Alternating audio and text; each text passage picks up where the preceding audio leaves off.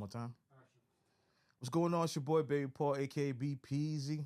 And what's going on? It's your boy Prestige. And you're now tuned into the HittMobb podcast series. What's good, my bro? What's good?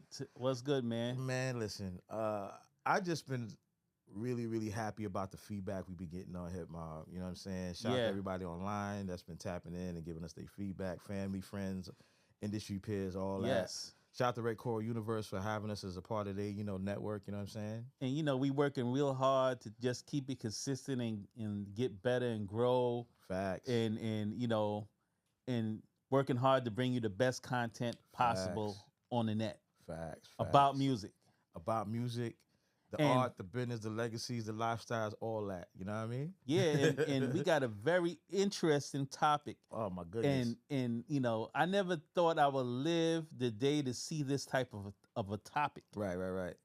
The rise of AI Drake.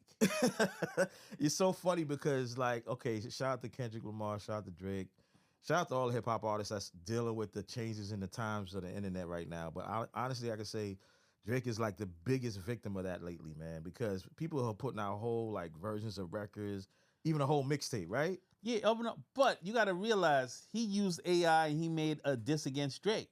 Yeah, that's true. I mean, against Kendrick. Sorry, against Kendrick. Yeah. Yes. What was the name? I forgot the name of the song, but he flipped Tupac, right? Flipped Tupac and Snoop. Yeah. That was actually entertaining. I ain't gonna lie, it was kind of entertaining for me when I first heard it. But then when I really looked at the scrutiny that came behind it, in other words, not respecting the artists who are no longer here, like Tupac. You know what I'm saying? I don't think that. And getting the clearance from Snoop. You know what I'm saying? But it's one thing from Snoop, right? Mm-hmm. He's still here, but Right. doing Tupac, Yeah. that was very touchy that he would do something like that. Yeah, facts. But and then again, I don't know if he was mad at AI Drake though. Nah, I don't think so. Huh? I don't think so. What I've noticed on the internet, the response to that record when it came out in particular was Outlaws. You know what I'm saying? Shout out to the Outlaws. I got to work with the late Fatal Hussein before he passed. I know you did too. Yeah. In your production resume. But their response was not positive at all. Because they was just like, yo, you disrespecting Pac. You know what I mean? Using his voice and the things he's saying in the rhymes is not stuff he would say. You know what I'm saying? Even his nuances in referencing, West Coast, ideology in the music, along with the conversation he had to Kendrick. I think some people had a problem with that. But on the flip side of that, right? Mm-hmm. If he was still alive, you wouldn't know what he would say. Got a good point. So you can't. People always be stuck in the time of at that time. He probably wouldn't have said it at that time, but who knows what he would say in the present future if he was still here. Right. I mean, first of all, Pac would have been blasting a lot of these artists. They probably wouldn't even got as far as they did if Pac was still alive. Save for Big, rest in peace, Big and Pac. You know what I mean? But I feel my first reaction when I heard it was I found the entertainment value in it. Yeah. I thought it was kind of ingenious to do that. But then, respecting the legacies and respecting the estates of artists that are no longer here, I don't know how using AI will affect that aspect of it. So I understood that argument. You know what I mean? But at the same time, if Drake was one of the biggest artists in the world, why would he need to do something like that? Yeah, I think it was an attention grabber because, his own skills speaks for itself. He's proven time and time again with the hits he's made, the catalog he has throughout his career, his talent's undeniable. He wouldn't be where he's at if he didn't have his own genuine talent.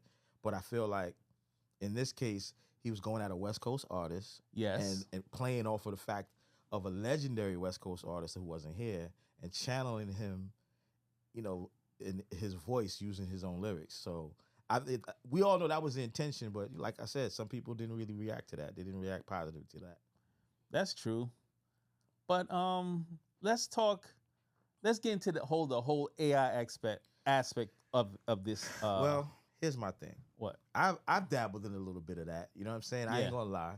Shout out to Nova the Rebel. He's an artist from Cleveland, Ohio, affiliated with Bone Thugs Harmony that I produce music for. And shout out to an up-and-coming artist from Philly named Casper Park that I actually did a track called Pavement for, right? All right. So I had the record circulating on the internet, doing whatever it's doing. He's getting a little feedback on the music. And I was like, all these artists doing this AI stuff, let me experiment. So here's what I did. I had an artist, Nova, that I produced, write a verse and we used the AI software and channeled 50 Cent's voice. And I did a remix with an AI 50 on Casper Park record. And you know what's so crazy? Yeah. I got some good feedback on it. And y'all heard it. It's dope. And, you know, and obviously we can't play it on this platform. Right. But if you're gonna want to hear that, you have to watch. You'd have to check it on HittMobb.com. HittMobb.com. So you can get the full episodes and hear all what we saying, and we can play the songs that you could be up to date of what exactly we are saying. Right. About these things. Put it this way. A lot of the music that we want to share on HittMobb, we're going to strategically channel you to check it out either on HittMobb.com or on YouTube, as long as it doesn't infringe on any licensing rights. You know what I'm saying? That's true. So, but yeah, the song's called Pavement. Casper Park is an artist, spelled with a K, Casper Park. Check that out. Pavement remix featuring AI50, produced by BpZy. What about you? I know you've been dabbling on a lot of stuff, man, since the technology's been changing. Well, I did a song called The Other Wave, right? Mm-hmm. Now, and I did this way like 3-4 years ago. Right. And I did a video with it. Right. And I had like around, I think it was 12 different artists. Wow. And I made on one record. On one record. Wow. And I don't think no one ever did it. And I made it sound so cohesive. Mm-hmm. And to me, and how I did that was more of a gut thing, because I had to feel it as I was going along doing it. Right. And of course, you're gonna check that on HittMobb.com. Facts. I'm gonna upload pieces of it so you can check it out. So in this situation, it was before AI technology, correct? So you Way literally correct. had to take the vocals of these artists, probably very popular artists. We didn't want to name all of them. Yeah. You know what I'm saying? And you can go, Google that on YouTube or go to HittMobb.com and check it out. But the point is, you dabbled in using vocals from very different artists that are known into one body of work, into one song, with the same ideology of what I would have done with AI. Yeah, and you know, it was no AI though. So I want to make that clear. It's not AI. Mm-hmm. And and unless that, I would never really touch any other artists like Pac or Biggie unless the state blessed it and gave me the permission to do it. Other than that, I wouldn't feel right. Right. Like, if I already did something, I used Tupac on a mixtape. I did a mixtape called The Osmium Experience. Right. But I never released it. But I used some of Tupac, but I used his original voice. I didn't try to do any AI with it. Right. So basically, those are vocals from master recordings that you had, got access to. Got it. I would not. To me, I wouldn't feel right touching his stuff and and taking his voice. Pause. But see, the interesting thing is, in your career tenure, you got the opportunity to do that with Biggie, but you did that while you was part of the Bad Boy Records Hitmen, and you was able to do that with Biggie after he passed away, which gave you the opportunity to make classics like Notorious. And what was the other record you did with Big, I think? It's Big Booty Hoes. Yeah. But featuring Too Short. Yeah. I'm just laughing because I think of that line on, I think it's Luther Campbell, Uncle Luke. Big booty hoes, hot to it. You know what I'm saying? Yeah. That's crazy, man. But see, you was doing that before AI, man. But now it's just it's like any man's game, man. It's like Wild Cowboys on the internet, bro. Like you got Nas AI records, you got big AI records. Clearly, we got the Drake record against Kendrick we just mentioned. And what was the title of the Drake record? Say it again. What was the title of the Drake record? I can't remember. We're gonna have to mention that on the camera, pop it on the screen or something when we finish the show. But I checked out the actual mixtape, the AI Drake mixtape, Better Late Than Never. And like DJ Mr. Effect said on one of the previous episodes, man, I think the mixtape was kind of better than his last album. That's crazy. That's crazy. And that's crazy that he would have to fight with himself. There you go. You know what I'm saying? He's his own competition. Yeah, like you said. Yeah. You think AI Drake can take out Kendrick? Yo, I don't forget nothing you say on this show, bro. I don't forget nothing you say on this show, bro. Yeah, man. So, but and y'all will have to check out that show called The Music Infiltration of Music Business, episode 5, man. Episode 5, yeah. But I feel like, okay, He's been kind of quiet now, and I'm referring to Drake, not AI Drake. Drake himself has been a little quiet lately. Yeah. Understandably, because Kendrick's on fire. I'm hoping that when he resurfaces with new music, he doesn't have to rely on that or even compete with the AI version of himself that people are using. Because obviously it's dope MCs and dope talented artists who are channeling his artistry because they're fans and creating this music. Because how else could it be sounding like that unless these people actually have talent? You can't just throw anybody's lyrics to like Drake's voice and it sound dope. You know what I'm saying? So that says a lot. Think about that. So I think the tools they use was OpenAI and tools like Jukebox to achieve that. Right. So when you did the 50 Cent one, what did you use? Actually, I had my engineer do it. I basically had this is what I did. Shout out to Nova the Rebel once again out of Cleveland. I had him record a demo of him pretending to be 50 in the verses, the lyrics and everything. Sent me the acapella, and then I sent the acapella to my engineer, and he did the software transition and then inserted it in my production, and that's how I came up with the remix.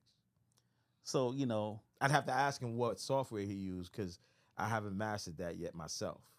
All right. So I have to say this. Mm-hmm.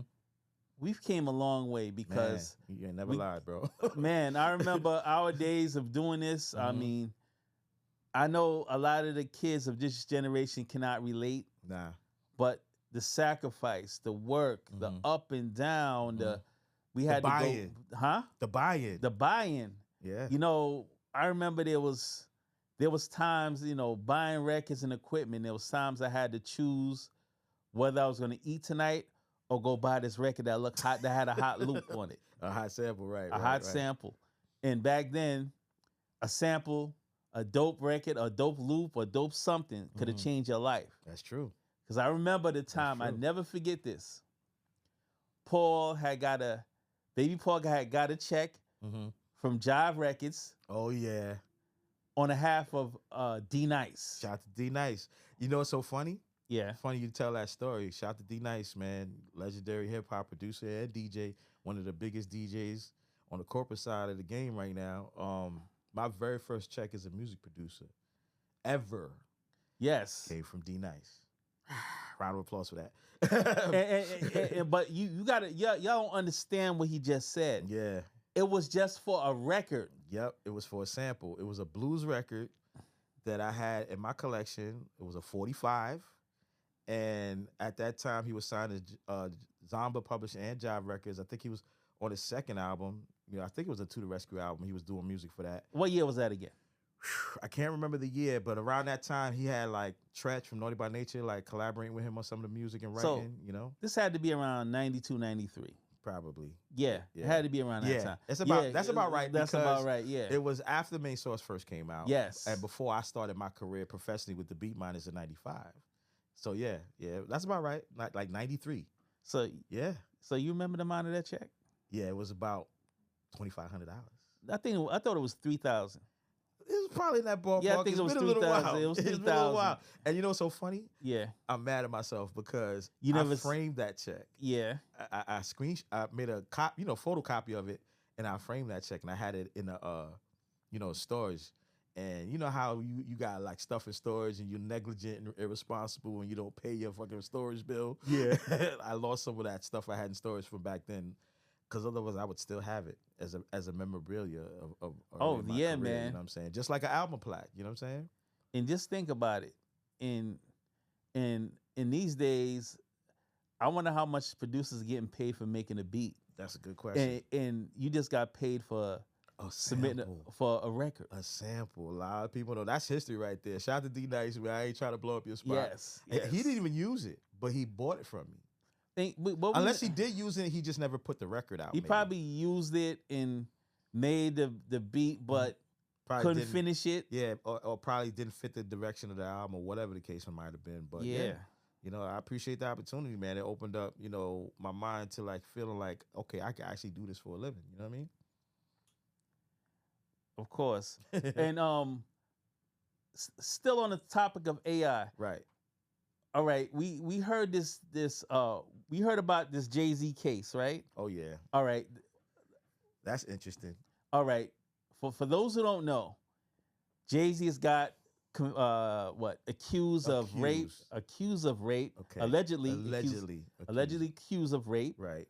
of how old was the girl? 13-year-old young 13-year-old girl, from like girl, early 2000s. early 2000s. You know, MTV event or whatever the case may be. You know what I mean?